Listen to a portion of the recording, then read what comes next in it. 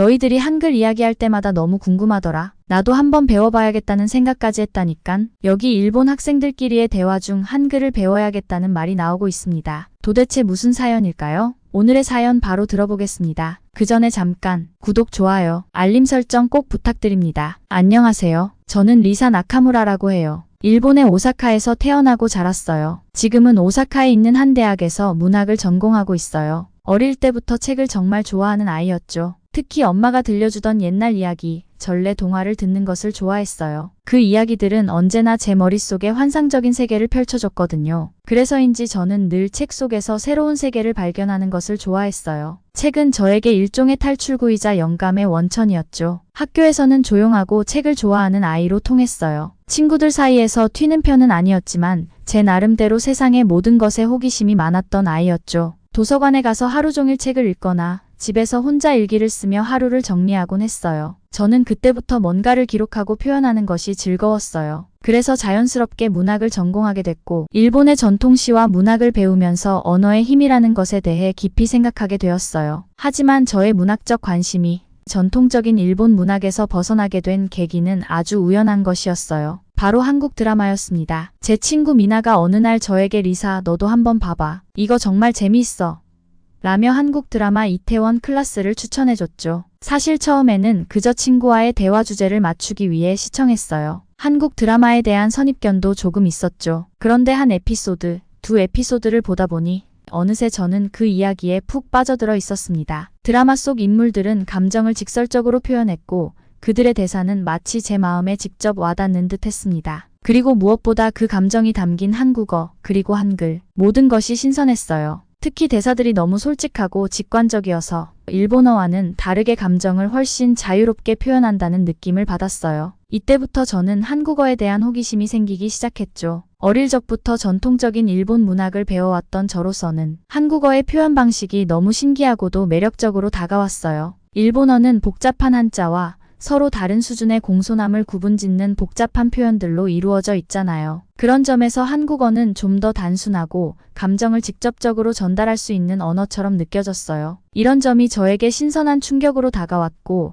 저는 한국어를 직접 배워보고 싶다는 생각을 하게 되었죠. 어릴 적 저는 뭔가를 배우고 그것을 스스로에게 적용해보는 것을 좋아했어요. 이제 대학생이 된 지금도 마찬가지였어요. 그래서 한국어를 배우기로 결심했을 때 그것이 단순히 드라마 대사를 이해하고 따라하는 것을 넘어 한글이라는 새로운 문자 체계를 배우는 일이라는 사실에 더 큰 흥미를 느꼈습니다. 한글은 마치 퍼즐 같았어요. 자음과 모음이 맞춰질 때마다 새로운 소리가 만들어지는 그 과정이 너무나 재미있었어요. 제가 한국어와 한글을 배우기로 결심한 후 어디서부터 시작해야 할지 고민이 되었습니다. 처음에는 독학으로 해보려 했어요. 유튜브 강의와 한국어 학습 앱을 찾아보며 자음과 모음을 익히기 시작했죠. 처음에는 그저 새로운 퍼즐을 푸는 기분이었어요. 자음과 모음을 조합해서 낯선 소리를 만들어내는 과정이 정말 재미있었거든요. 처음 한글 자음과 모음을 배울 때는 마치 아이가 알파벳을 처음 배우는 것 같은 기분이었어요. 기역, 니은, 디귿, 리을 하나씩 소리를 내며 따라 읽었죠. 솔직히 말하면 처음에는 발음이 쉽지 않았어요. 특히 리을과 같은 소리는 일본어 발음과 차이가 있어서 입안의 근육을 어떻게 써야 하는지 감이 잘 오지 않았어요. 그런데도 신기하게도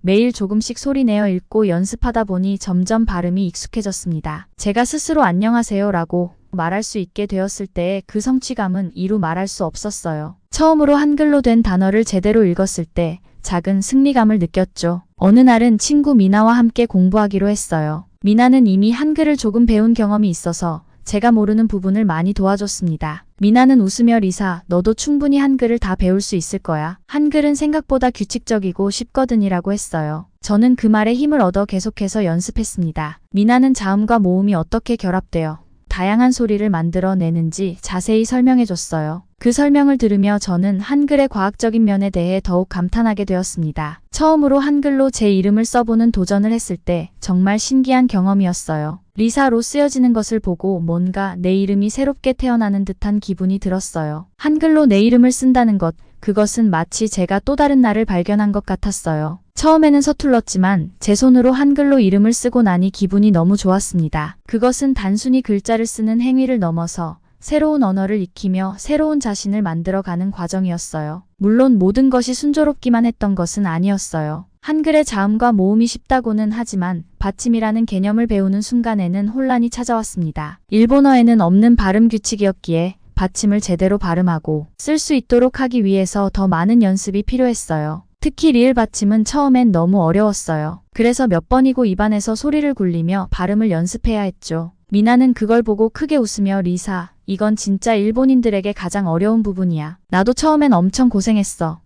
라고 말해줬어요. 그 말이 오히려 저에게 위로가 됐습니다. 나만 힘든 게 아니었구나. 모두가 거치는 과정이었구나 하는 생각이 들었죠. 그렇게 저는 매일 조금씩 한글을 배워갔어요. 집에서도 학교에서도 틈틈이 유튜브로 강의를 듣고 핸드폰에 설치한 학습 앱을 통해 단어를 외우고 드라마에서 나온 대사를 따라 말해보곤 했습니다. 특히 드라마 속 대사들을 연습하는 것이 큰 도움이 되었어요. 그 대사들은 일상생활에서 많이 쓰이는 표현들이었기 때문에 실제로 한국어를 사용하게 될 날을 상상하면서 연습할 수 있었어요. 제가 정말로 한글 공부에 재미를 붙인 순간은 처음으로 한국어로 친구에게 메시지를 보낸 날이었어요. 미나에게 안녕, 오늘 같이 공부할래?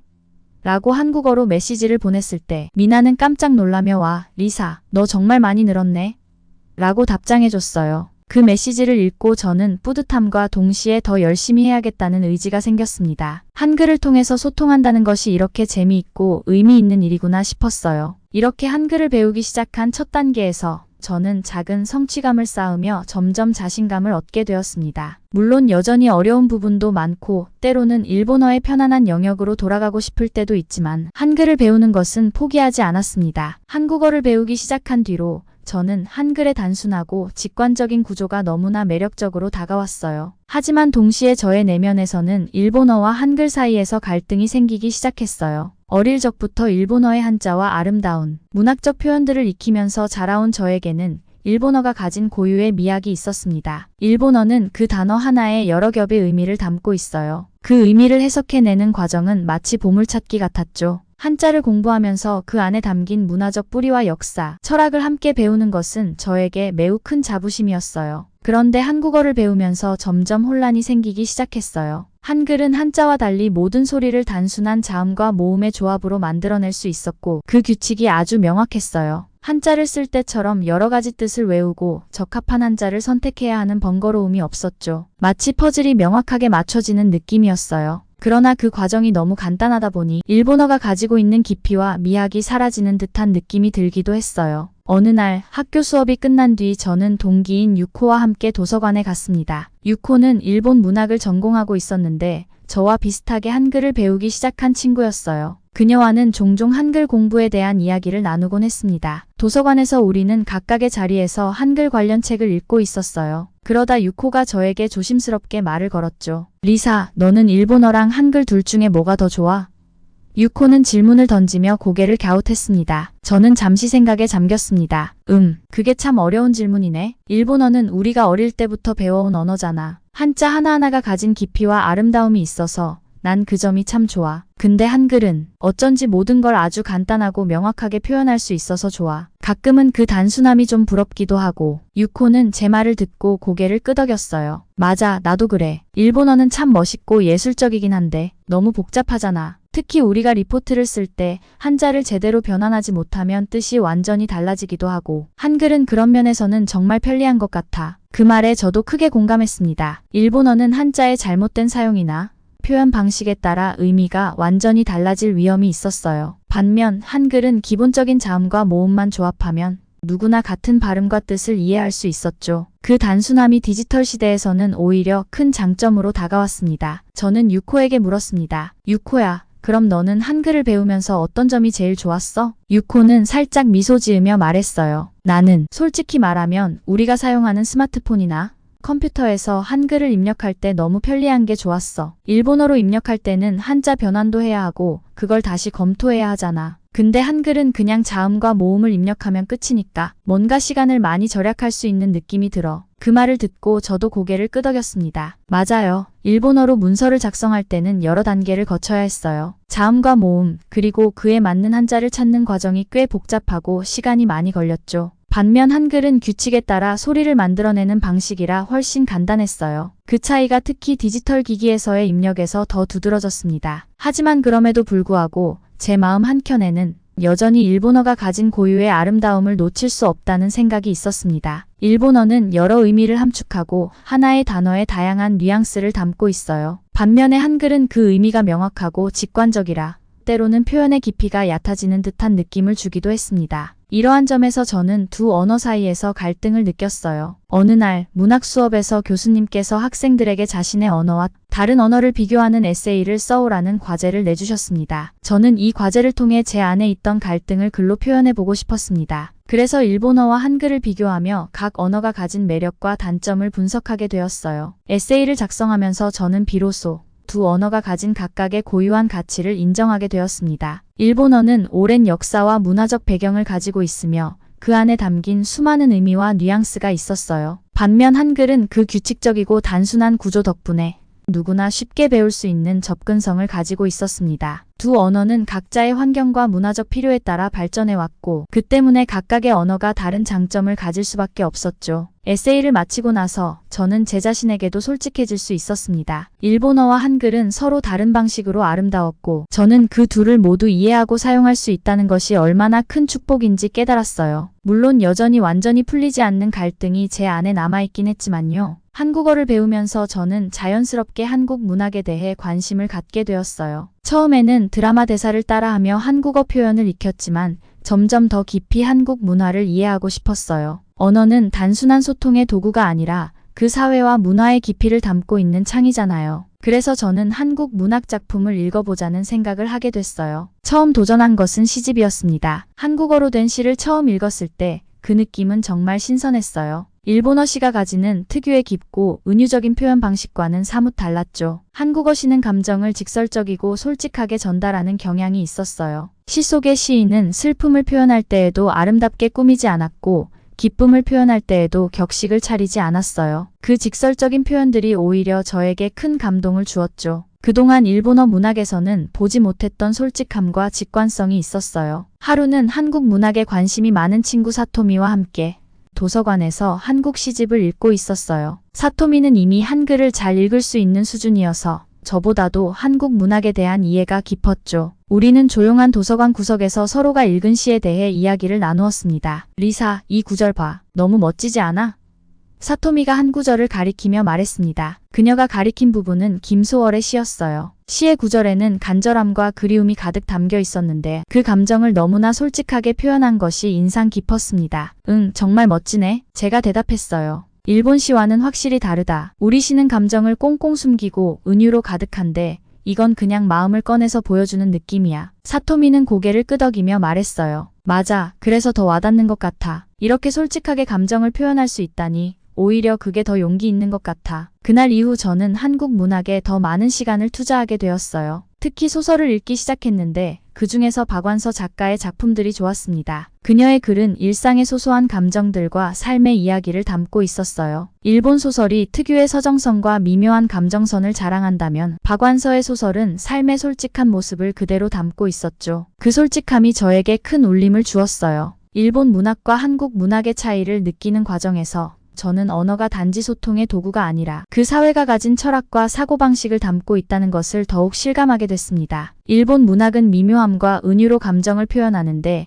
이는 일본 사회의 전통적 가치관과 깊은 연관이 있었습니다. 반면 한국 문학은 직선적이고 열정적인 감정을 담고 있었어요. 이것은 한국 사회가 가진 솔직하고 정이 많은 특성과 연결되어 있다고 생각했죠. 저는 점점 한국 문학의 그런 특성을 사랑하게 되었어요. 그리고 그 문학 속에서 표현된 감정을 직접 한국어로 읽고 이해할 수 있다는 것이 무척이나 자랑스러웠습니다. 처음에는 한글을 배우는 것이 단순히 새로운 언어를 배우는 것이라고 생각했지만 이제는 그 이상의 의미가 되었어요. 그것은 한국인의 사고방식과 감정을 이해하는 과정이었고 그 속에서 새로운 저를 발견하는 시간이기도 했습니다. 한 번은 문학 수업 시간에 교수님께서 각자 좋아하는 외국 문학작품에 대해 발표하는 과제를 내주셨습니다. 저는 주저하지 않고 박완서 작가의 소설을 선택했어요. 그 소설 속에 담긴 감정과 이야기를 일본어로 번역해 발표하면서 한국어와 일본어가 어떻게 다르게 감정을 표현하는지에 대해 이야기했죠. 발표를 하면서 저는 그동안 한국어를 배우고 한국 문학을 접하며 느꼈던 감정들을 솔직하게 털어놓았습니다. 한국 문학은 감정을 숨기지 않고 있는 그대로 드러냅니다. 일본 문학처럼 아름다운 은유나 서정적 표현도 물론 훌륭하지만 저는 이 솔직함이 주는 힘에 크게 감동했습니다. 그리고 이 점이 바로 한국어와 한글이 가진 매력이라고 생각합니다. 발표가 끝난 뒤 교수님은 미소를 지으며 저에게 말씀하셨어요. 리사, 아주 흥미로운 발표였어요. 외국어를 통해 그 언어가 가진 문화적 특성을 이해하는 것은 참 중요하죠. 당신이 한국 문학에서 발견한 솔직함, 그것이 바로 그 나라의 정신을 가장 잘 보여주는 것 같습니다. 이렇게 한국 문학을 배우면서 저는 그동안 느껴보지 못했던 감정의 자유로움을 느꼈습니다. 감정을 억누르지 않고 있는 그대로 표현할 수 있다는 것, 그것이 바로 제가 한국어와 한글을 통해 발견한 가장 큰 매력이었어요. 이제는 한국 문학을 통해 배운 그 솔직함을 제 글에도 담고 싶다는 생각을 하게 되었습니다. 한글을 배우면서 제가 가장 크게 느낀 점은 디지털 환경에서의 편리함이었어요. 저는 학업 때문에 매일같이 노트북을 사용해서 리포트를 작성하고 스마트폰으로 친구들과 메시지를 주고받았죠. 그래서 디지털 환경에서의 타이핑 속도와 편리함은 제게 아주 중요한 요소였어요. 일본어로 글을 쓸 때마다 항상 겪었던 문제는 바로 한자 변환이었어요. 어떤 단어를 입력하고 한자를 선택해야 할 때 비슷한 발음의 한자들이 너무 많아서 그중 맞는 것을 찾는 일이 꽤 번거롭고 시간이 걸리곤 했죠. 잘못된 한자를 선택하면 문장이 엉뚱한 의미로 변해버리기도 했고요. 한국어를 배우고 나서 처음으로 한글 자판을 사용해봤을 때 그 편리함에 놀랐습니다. 자음과 모음을 조합해 단어를 만드는 방식이 아주 단순하고 직관적이었죠. 한자를 일일이 변환하지 않아도 되니 타이핑 속도가 훨씬 빨라졌어요. 그것은 마치 긴 장애물 코스를 걷다가 갑자기 평탄한 길을 걷는 것 같은 느낌이었어요. 손가락이 키보드 위를 더 자연스럽게 움직이기 시작했고 타이핑 자체가 하나의 즐거운 놀이처럼 느껴졌어요. 어느 날 친구 미나와 함께 학교 도서관에서 각각의 리포트를 작성하고 있었습니다. 미나는 저와 달리 여전히 일본어 자판을 사용하고 있었고 저는 한글 자판을 사용하고 있었어요. 리포트를 작성하던 중 미나가 한숨을 쉬며 저를 쳐다봤습니다. 리사, 너는 진짜 타이핑 빠르다. 한글 덕분인 거야? 미나가 물었어요. 저는 웃으며 고개를 끄덕였죠. 응, 그런 것 같아. 한글은 자음과 모음만 조합하면 돼서 변환할 필요도 없고 잘못 선택할 걱정도 없거든. 그래서 타이핑이 더 쉬워진 것 같아. 미나는 제 노트북 화면을 잠시 들여다보더니 고개를 저으며 웃었어요. 와, 부럽다. 나도 한글을 좀 더 연습해야겠어. 특히 리포트 쓸 때 이렇게 편하다니. 너무 좋잖아. 그 대화를 나누고 나서 미나도 한글 자판 연습을 시작했어요. 우리는 때때로 한글 타자 연습 게임을 하기도 했어요. 누가 더 빨리 문장을 입력할 수 있는지 겨루는 것이었죠. 미나는 처음에는 속도가 느렸지만 연습을 거듭하면서 점점 저와 비슷한 속도로 타이핑할 수 있게 됐어요. 그때마다 우리는 서로에게 응원과 칭찬을 아끼지 않았어요. 미나, 진짜 많이 늘었네. 이제 거의 프로타이피스트 같아. 라고 말하면 미나는 그건 내가 잘 가르쳐줘서 그래. 라며 웃었습니다. 한글 자판을 사용하면서 느낀 또 다른 장점은 스마트폰으로 메시지를 보낼 때의 편리함이었어요. 일본어로 메시지를 보낼 때는 가타카나와 히라가나, 한자를 섞어 쓰면서 자주 헷갈리곤 했는데 한글은 그런 걱정이 없었죠. 그냥 자음과 모음을 터치하면 바로 단어가 만들어졌고 뜻도 명확하게 전달되었습니다. 저는 이제 미나와의 메시지 대화에서 한글을 점점 더 자주 사용하게 되었어요. 특히 한글의 단순함 덕분에 감정 표현이 더욱 자연스러워졌어요. 일본어는 예의와 형식을 중시하기 때문에 감정을 담아 메시지를 보낼 때에도 어느 정도 신경을 써야 했어요. 그러나 한글은 그런 부담 없이 있는 그대로의 감정을 전달할 수 있었습니다. 친구에게 고마움을 표현할 때도 기쁨을 표현할 때도 한국어로 말하는 것이 훨씬 더 편하게 느껴졌어요. 예를 들어 정말 고마워 라는 말을 한국어로 쓰면 그 단순함과 직접성이 감정을 더 진솔하게 전달하는 것 같았어요. 또 한 번은 학교 프로젝트 때문에 팀원들과 함께 리포트 작성 도구를 사용해 공동 작업을 하게 되었어요. 각자 맡은 부분을 작성하고 공유하는 방식이었죠. 팀원 중 한 명인 타쿠야가 일본어로 작성한 부분에서 한자 오류가 발생한 것을 발견했어요. 그가 입력한 한자가 잘못 변환되어 문장의 의미가 엉뚱하게 바뀌어 있었죠. 그 순간 저는 한글의 장점을 다시 한번 실감했습니다. 한글로 작성하면 이런 오류를 걱정할 필요가 없다는 점이 정말 큰 강점이었어요. 타쿠야가 당황하며 미안, 이 한자 때문에 오류가 생겼네. 고치려면 시간이 좀 걸릴 것 같아. 라고 말했을 때 저는 그에게 다가가 웃으며 말했어요. 괜찮아, 타쿠야. 우리 모두 그런 실수를 해. 하지만 나중에 기회가 된다면 한글도 한번 배워봐. 타이핑도 빠르고 오류도 줄일 수 있어서 정말 좋아. 타쿠야는 제 말을 듣고 고개를 끄덕이며 그래, 리사. 너희가 한글 얘기할 때마다 점점 궁금해져. 나도 한번 배워봐야겠어 라고 했습니다. 저는 그 말을 듣고 무척 기뻤어요. 한글이 가진 편리함과 매력을 다른 사람에게도 전할 수 있다는 것이 마치 작은 전도사 같은 기분이 들었죠. 이렇게 디지털 환경에서 한글의 장점을 체험하면서 저는 한글이 단순히 과거의 문화유산이 아니라 현대사회에서도 매우 실용적이고 효율적인 문자 체계라는 것을 실감하게 되었어요. 이제 저는 한글로 타이핑할 때마다 마치 세상을 더 빠르고 효율적으로 탐험하는 기분이 들었어요. 특히 스마트폰으로 메시지를 보낼 때나 친구들과 빠르게 소통해야 할 때 한글은 정말 편리하고 강력한 도구였습니다. 한글의 이러한 장점 덕분에 저는 점점 더 한글 사용에 익숙해졌고 일본어보다 한글이 더 편리하게 느껴지는 순간들이 많아졌어요. 물론 일본어가 가진 깊이와 아름다움을 여전히 사랑하지만 한글의 단순함과 효율성은 디지털 시대에 꼭 맞는 최적의 선택이라고 생각하게 되었죠. 한글을 배우고 점점 익숙해지면서 저는 주변 친구들에게도 자연스럽게 한글과 한국어의 매력을 전파하게 되었어요. 특히 미나와 사토미, 그리고 몇몇 친구들은 저와 비슷하게 한글의 매력에 점점 빠져들기 시작했죠. 우리는 가끔씩 모여서 한글 공부를 했고 때로는 K-팝 가사를 함께 해석해보기도 했습니다. 그 과정에서 우리는 한글이 가진 단순함과 동시에 감정의 깊이를 모두 느낄 수 있었어요. 어느 날 우리는 도서관에 모여 함께 한글 공부를 하기로 했습니다. 그날은 특별히 K-팝의 가사를 직접 해석해보기로 했어요. 미나는 방탄소년단의 노래 가사를 프린트해 가지고 왔고 우리는 함께 단어 하나하나를 해석하며 그 가사가 담고 있는 메시지를 이해하려고 노력했어요. 가사에는 희망과 도전, 그리고 자존감을 강조하는 메시지가 담겨 있었죠. 그 가사를 해석하며 우리는 각자의 생각을 나눴습니다. 이 부분 너무 멋지지 않아?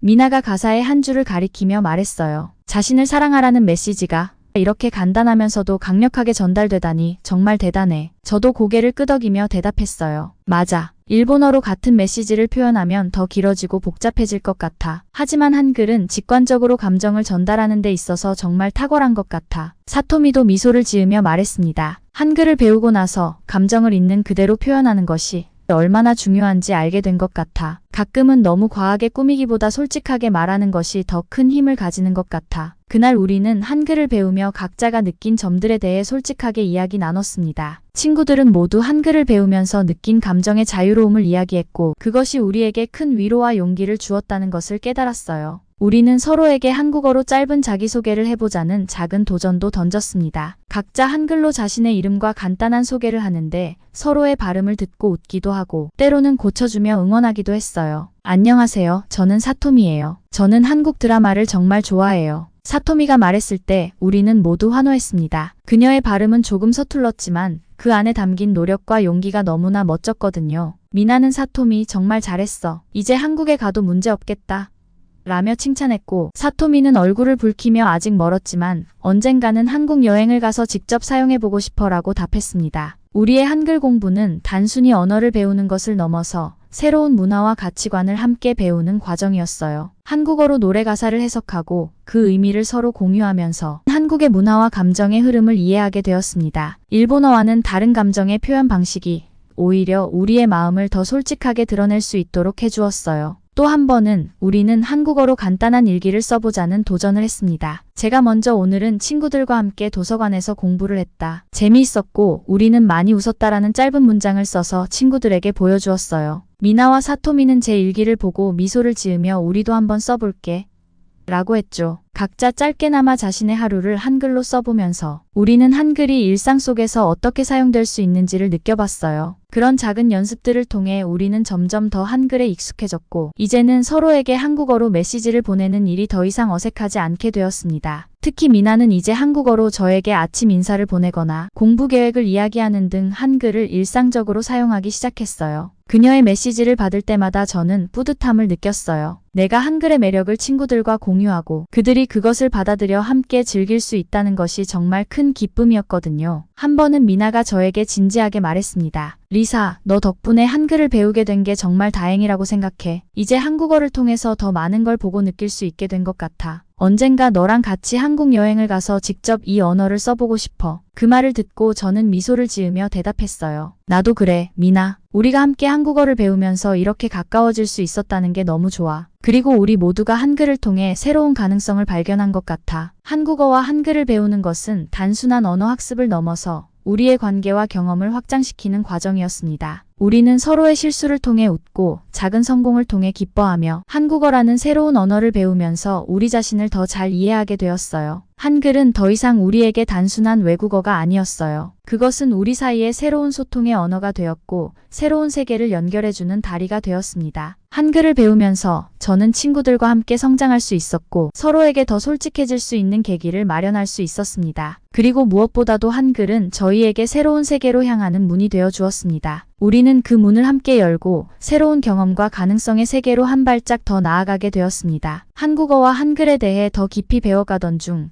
저는 자연스럽게 한글의 역사적 배경에 대해서도 궁금해졌습니다. 단순히 배우기 쉽고 효율적인 문자 체계라는 것을 넘어서 한글이 왜 만들어졌고 어떤 가치를 가지고 있는지를 알고 싶어졌어요. 한국어를 배우면서 그 사회와 문화를 더 이해하게 되었듯이 한글의 탄생과 그 의미를 이해하면 더 깊이 이 언어에 다가갈 수 있을 거라는 생각이 들었죠. 하루는 도서관에서 세종대왕과 훈민정음에 관한 책을 발견했어요. 그 책은 한글이 창제된 역사적 배경과 세종대왕의 애민정신을 자세히 설명하고 있었어요. 저는 그 책을 들고 조용한 구석에 앉아 한 페이지 한 페이지 읽어 내려갔습니다. 책을 읽을수록 저는 점점 더 한글이라는 문자 체계에 대한 경외심을 가지게 되었어요. 세종대왕은 백성들이 글을 몰라 억울함을 당하지 않도록 누구나 쉽게 배울 수 있는 문자를 만들기로 결심했다고 합니다. 당시 조선의 백성들은 한자를 사용했지만 그것은 너무 어렵고 복잡해서 일반 백성들이 배우기에는 너무나 큰 장벽이었어요. 세종대왕은 그런 백성들을 위해 스스로 새로운 글자를 창제했고 그것이 바로 오늘날의 한글 훈민정음이었습니다. 이 이야기를 읽으면서 저는 마치 제 마음속에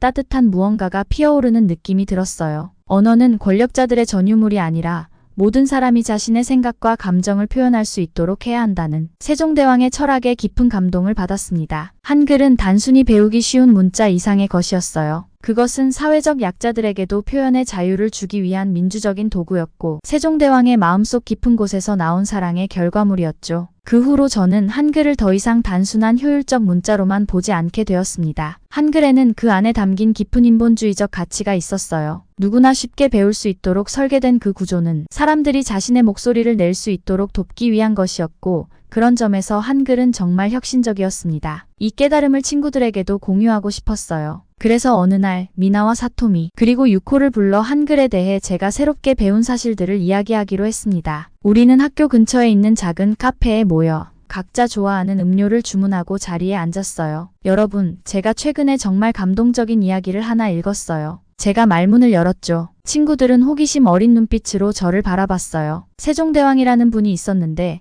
그분이 한글을 만든 이유를 알게 되었거든. 백성들이 한자를 배우지 못해서 억울하게 사는 걸 보고 누구나 쉽게 배울 수 있는 글자를 만들기로 결심하신 거야. 그래서 탄생한 게 바로 한글이래. 미나는 눈을 동그랗게 뜨며 놀란 표정을 지었습니다. 진짜? 그렇게 깊은 뜻이 있었던 거야? 그냥 효율적인 문자라고만 생각했는데. 사토미도 고개를 끄덕이며 말을 이어갔습니다. 맞아. 나도 한글이 쉬운 글자라는 건 알았지만 그런 배경이 있었다는 건 몰랐어. 정말 대단하다. 유코는 잠시 생각에 잠긴 후 말했어요. 그럼 한글은 단순히 언어를 넘어서는 뭔가가 있는 거네. 모든 사람이 자신의 생각을 표현할 수 있게 만든다는 점에서 정말 민주적인 글자야. 저는 고개를 끄덕이며 이어 말했습니다. 맞아. 바로 그 점이 나를 감동시켰어. 우리가 지금 배우고 있는 한글은 단순히 효율적이기 때문이 아니라 사람들이 더 자유롭고 평등하게 소통할 수 있도록 만든 것이었어. 그런 점에서 한글은 그 자체로도 혁명적이고 소중한 가치가 담긴 문자라는 생각이 들어. 이야기를 나누며 우리는 한글이 가진 인본주의적 가치를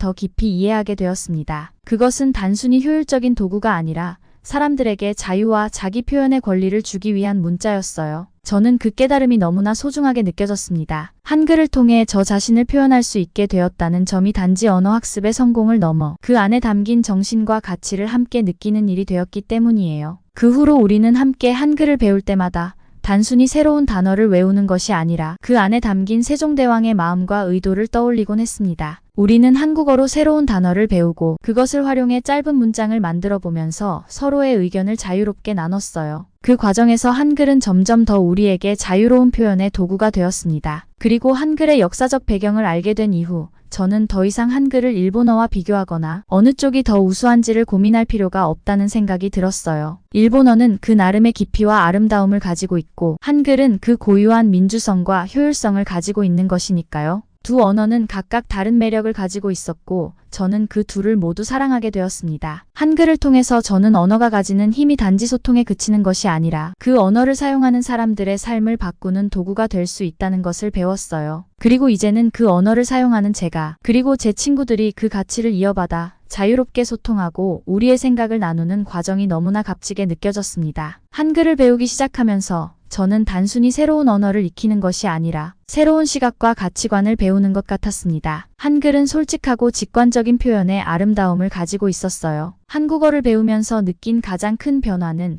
감정을 억누르지 않고 자유롭게 표현하는 것이 주는 해방감이었어요. 한 번은 미나와 함께 작은 여행을 떠났을 때였어요. 우리는 교토에 가서 아름다운 사찰을 둘러보고 전통차를 마시며 여유로운 시간을 보냈습니다. 그날 밤 숙소로 돌아와 우리는 여행의 여운을 나누며 서로의 일기에 대해 이야기하기로 했어요. 미나는 저에게 한국어로 일기를 써보라고 제안했어요. 저는 숙소의 작은 책상에 앉아 한글로 그날의 경험을 써내려갔어요. 오늘 교토의 사찰에서 느낀 평화로움은 내 마음을 차분하게 만들었다. 자연과 인간이 함께 어우러진 이곳에서 나는 마치 시간 여행을 하는 듯한 기분을 느꼈다. 이렇게 적으면서 저는 한국어로도 제 감정을 충분히 표현할 수 있다는 것을 새삼 깨달았어요. 그 순간 언어가 단지 도구가 아니라 내 감정을 담아내는 그릇이라는 것을 다시 한번 느꼈습니다. 미나도 저에게 자신의 일기를 보여줬어요. 그녀는 일본어와 한국어를 섞어가며 일기를 썼고 그 안에는 한국어로는 표현하기 어려운 미묘한 감정들이 일본어로 담겨 있었어요. 저는 그 일기를 읽으며 두 언어가 함께할 때 얼마나 풍부한 감정들을 표현할 수 있는지 깨달았습니다. 리사, 이제 우리 둘은 일본어와 한국어 둘 다 쓸 수 있으니까 더 많은 감정을 자유롭게 표현할 수 있는 것 같아. 미나가 말했어요. 그녀의 말에 저는 크게 고개를 끄덕였습니다. 맞아, 미나. 일본어의 깊이와 한국어의 솔직함이 서로 어우러지니까 우리의 생각과 감정을 더 잘 담아낼 수 있게 된 것 같아. 저는 웃으며 답했죠. 그 순간 저는 제가 이 두 언어를 모두 사용할 수 있다는 것이 얼마나 큰 축복인지 깨달았어요. 한글을 배우기 전에는 일본어로 감정을 표현하는 데에는 한계가 있었어요. 그러나 한글을 배우고 나서 저는 제 감정을 더 솔직하게 드러내는 법을 배우게 되었고 그것은 마치 또 다른 나를 발견하는 과정 같았고 큰 기쁨이었습니다. 제가 한글을 배우며 경험한 이 모든 것들은 이제 제 일상 속에 자연스럽게 스며들었습니다. 친구들과 한국어로 대화를 나누고 일기를 쓰고 가끔은 한국어로 감정을 표현하는 것이 더 적합하다고 느낄 때도 있어요. 두 언어가 서로 보완하며 저의 삶을 더 풍요롭게 만들어주고 있죠. 이제 저는 한국 문화를 이해하는 데 그치지 않고 한국에 직접 가서 그 문화를 경험하고 싶다는 생각이 들었습니다. 언어는 단지 책 속의 지식이 아니라 그 언어를 사용하는 사람들과 함께 살아 숨 쉬어야 그 진정한 가치를 느낄 수 있잖아요. 그래서 저는 결심했어요. 곧 한국으로의 여행을 떠나기로요. 그곳에서 제가 배운 한글을 실제로 사용하고 한국 사람들과 소통하며 그들의 삶 속으로 한 발짝 더 들어가 보고 싶었어요. 그 결심을 친구들에게 이야기했을 때 미나와 사토미도 무척 기뻐하며 저를 응원해줬어요. 미나는 저에게 리사, 너 정말 멋져. 나도 한국에 가서 너와 함께 그 문화를 직접 경험하고 싶어. 우리 같이 가자. 라고 말하며 웃었고 저는 그 말을 들으며 마음이 벅차올랐습니다. 함께 한국을 여행하며 우리가 배운 한글과 한국어를 실제로 사용할 생각을 하니 그것만으로도 가슴이 설렜어요. 한국 여행은 저에게 단순한 여행이 아닐 거예요. 그것은 제가 한글과 한국어를 배우면서 느꼈던 모든 감정과 깨달음을 직접 확인하는 시간 될 거라는 생각이 들었습니다. 오늘 사연 어떠셨나요? 오늘의 사연에 대해 댓글로 다른 분들과 의견을 나눠보세요. 그리고 사연 제작에 아주 큰 힘이 되는 구독과 좋아요도 부탁드려요. 이상 감동 모음이었고 더 좋은 사연으로 찾아오겠습니다.